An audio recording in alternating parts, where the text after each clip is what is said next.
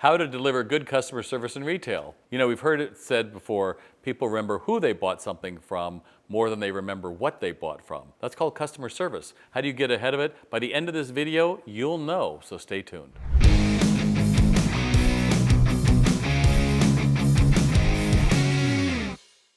You know what the real secret to providing an exceptional customer experience?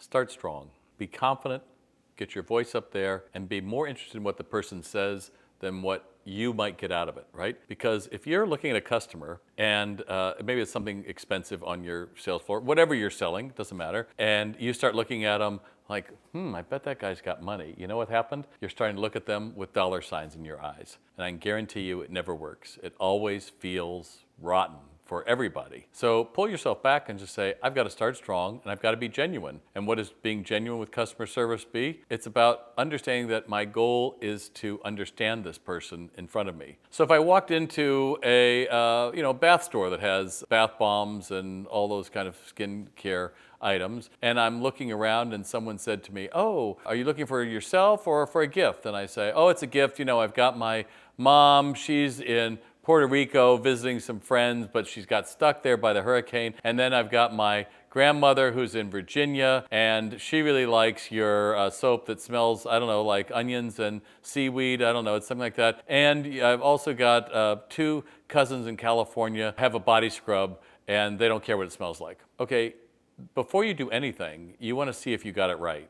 So you go, got it. So we're doing a shopping list for someone in Puerto Rico, Virginia, and California. We've got the two in California don't really care, and the other two really know what they want specifically from us. Am I right? Yeah, that's right. Always the best way to go is to synthesize what you heard down to one lesson. So if a guy is in, let's say, a hardware, and he walks in, what's your project today? He says, oh, I'm building a deck with the kids out back, and I have to get up to the second floor because it's a tree house, and I dropped my hammer, and what it ended up doing was bending the little claw, and now I can't take anything out of it. Got it. So what you're looking for is a replacement hammer and maybe a new ladder to do with the tree house. Is that right? And I might get a laugh.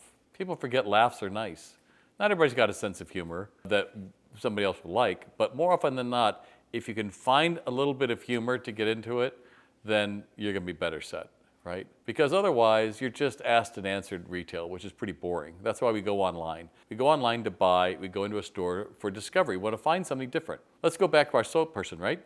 They could have probably gone and bought those items online, right? But they came into a store. So maybe that opened the window, maybe they would like to. And what would be the number one thing I would want them to do is to smell all of the products that we're buying for these other people and see how they like it, because that's going to build the add-on. Is that pushy? I don't think so. They're here. Why not? Customer service means I'm putting you ahead of me. And when I do that, then their needs are going to give me what I need. Zig Ziglar said it a long time ago. You'll get everything you want in life if you just help enough other people get what they want first. That's what customer service is. So many times we hear customer service and it's in a Google review or Yelp, and I went to make a return and nobody helped me, and they have horrible customer service. Well, they probably didn't give what you wanted. You got a pair of track shoes that you wore for 4 years and you tried to return for cash back. Doesn't work that way. So even if you can't always do what they would like, what you can state is, oh, so I hear what the problem is, whatever that's going to be. I understand that that'd be very frustrating for you to have to, let's just try to stay with track shoes, run in the rain when there are no soles on your shoes. And you'd like to have a refund in place of a store credit. Did I get that right? Yeah, that's all they want, is to be listened to. You heard them.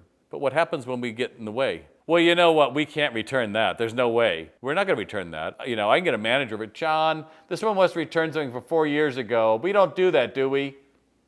Because your goal is to get rid of this person. And that's why I think retail is a chance to rebuild the world, because we have to make somebody else's day first. So notice that difference between that interaction between one's being helpful. Oh, let me understand this, what's going on. I didn't say I would give them money back, but that's what you want. Am I right? Yes. If I'm wrong, so you would then say what you can do to help them out. And if they have to go over your head and someone else to come in, you say, hey, John, I'm sorry, what was your name? Mary. Mary wants to return these shoes. She wore them, and you're just going to let him understand your one sentence. Don't make Mary do it again. She's not going to like that. One of the new tools you can do is with AI, you can come up with really horrible situations for customer service. You know, somebody went into a fitting room and there's a used diaper on the ground and it touched their shirt. I don't know, whatever you want to do. And then go into one of the AI models and say, hey, I want to give really weird customer service challenges that might be based in reality for my crew. Can you suggest a few? And here's one that would be really awkward.